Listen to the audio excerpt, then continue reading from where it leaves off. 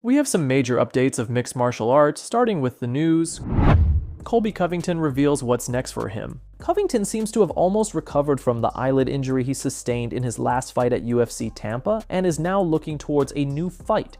Recently, Covington mentioned a few fighters in an interview he gave to Submission Radio with whom he's looking to fight. First, Covington's #1 pick is Paddy Pimblett, and second is Michael Chandler.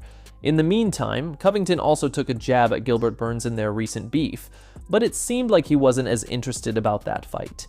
Yeah, there's a couple fun options, you know. I don't want to make any call-outs. I want the UFC and fans to decide who they want me to go next. You know, I think there's some intriguing fights out there, you know. I mean, I just want the biggest and best fights. Everybody knows, you know, I'm the marquee.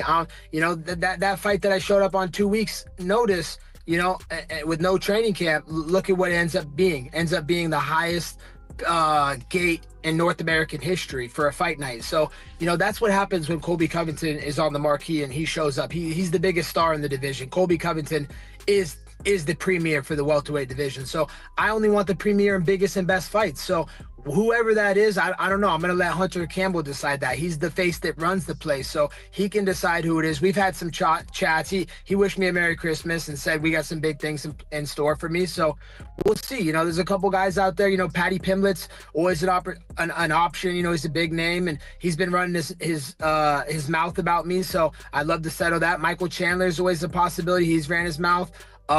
You know, Gilbert Burns, I know he's retired. You know, Chael said he's retired, so we know he's retired. And honestly, Gilbert's the biggest fan. He's always been a fan of me. He took a picture of me at Hard Rock a couple months ago, and he's been real nice. He didn't release the picture. I know Gilbert put the picture up like in his house, and he framed it because he's such a big fan of me. He's always talking well about me, so I do appreciate Gilbert Burns for doing that for me.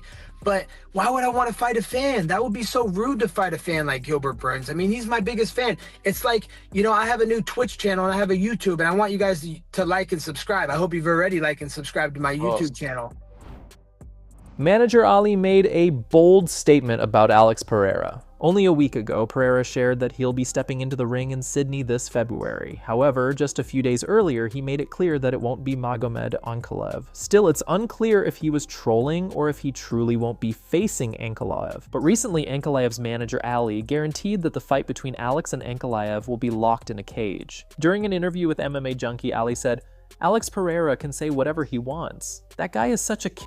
He fought 3 fights in 167 days. Who am I to say he cannot say whatever he wants? He's having fun. Ankalaev's having fun with him, but the only thing that's going to matter, him and Ankalaev are going to be locked in a cage. Alex Pereira is fighting Magomed Ankalaev next. The UFC, everything can be maneuvered, get delayed. In the UFC, the best fight with the best. It's the only promotion in the world, I can tell you this. If you keep winning, you get to fight for a title. There's not too much politics in the UFC. Nickal sends a message to Khamzat Chimaev. Nickal recently dropped a podcast episode where he talked about a lot of things. At one point, he says that Chimaev is strong, but there's no way he could take him down. Nickal feels Khamzat has no clue about how powerful he really is. Check this. It's hard to say exactly where he's at, you know? I think that he's good, he's got skills, but his biggest thing that's gonna crush him, especially against a fight against me, is, dude, you're gonna get tired. Like, you're going to go like this, and I'm gonna go like this as the fight goes on. And, you know, you're not gonna take me down, which is your best attribute. So you're gonna have to strike with me. I'm probably gonna be able to take you down. Maybe I don't hold you down on the ground forever, but I can hold you down there for a little bit. And the longer the fight goes, the worse it's gonna get. So that's kind of my view of it from 30,000 feet, and you know, trying to take all the information that we have and look at it in a realistic perspective. Israel Adesanya spars with Dan Hooker. While gearing up for his upcoming big fight in Saudi Arabia, Adesanya has been putting in some serious work. In the meantime, he shared a video clip on his Insta handle, sparring with Dan Hooker. Take a look.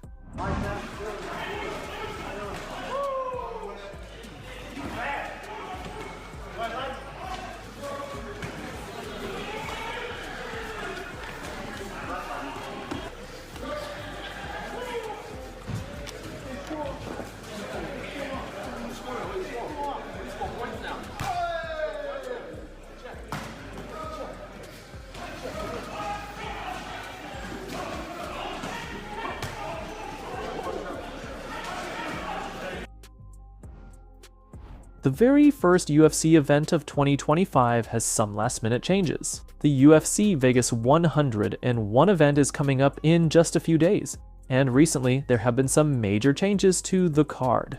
Alexander Gustafsson was originally scheduled to fight Preston Parsons, but he had to pull out due to personal reasons, though the specifics haven't been revealed.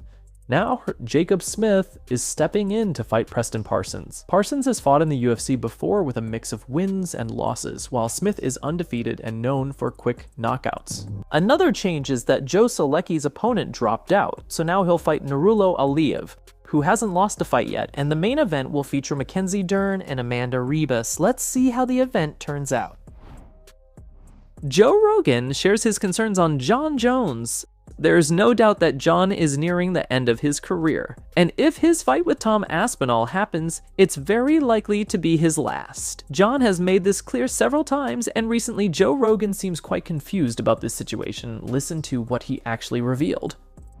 Well, the guys are the real wild ones. Like, I've always wondered, like, how does Jon Jones deal with retirement? Like, is Jon so wild? Like, what is Jon going to do when it's all done? I mean, for the last 3 years, Jon has been thinking, okay, I'm going to build up to become a heavyweight. Yeah, he goes in he this still had a goal. Extensive weightlifting program. Yep. Obviously put in all this work to get so big and really built himself up to be a legitimate heavyweight. And now, I mean, and also Jon is what, 36 now? How old is Jon now? I don't know. How old is Jon Jones? When you go back to Jon Jones' first fight with Shogun, fighting for the world title, I always say this, one of the wildest things I've ever seen. The guy's fighting for the world title, youngest guy, 35, youngest guy ever to win the title. He opens up against a legend with a flying knee. Yeah. I mean, it's just wild. Raul Rosas Jr. broke the streamer's dream. The streamer had a dream of becoming a UFC champion, but it shattered instantly in this way. I'm gonna manifest this for myself. I will be UFC champion one day.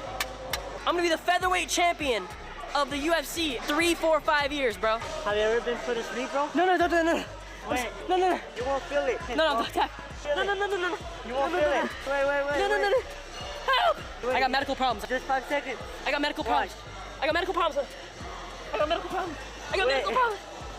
Wait. Gotcha. If I pass out, I could die. No, wait. I'm telling you right now. Watch. I'm telling you right now. My mom's gonna. Watch. No. Dennis. Okay. I'm done. You scared. I thought you were dead ass gonna do it, bro. Like, what happens if I go to sleep? I'm not even kidding. I have heart problems, so my heart like literally just stopped forever. Oh shit. Yeah. And that's all for today's update. Hit that subscribe button and make sure to press the notification bell so you stay updated on what's going on in the MMA world. And most importantly, please take care of your health.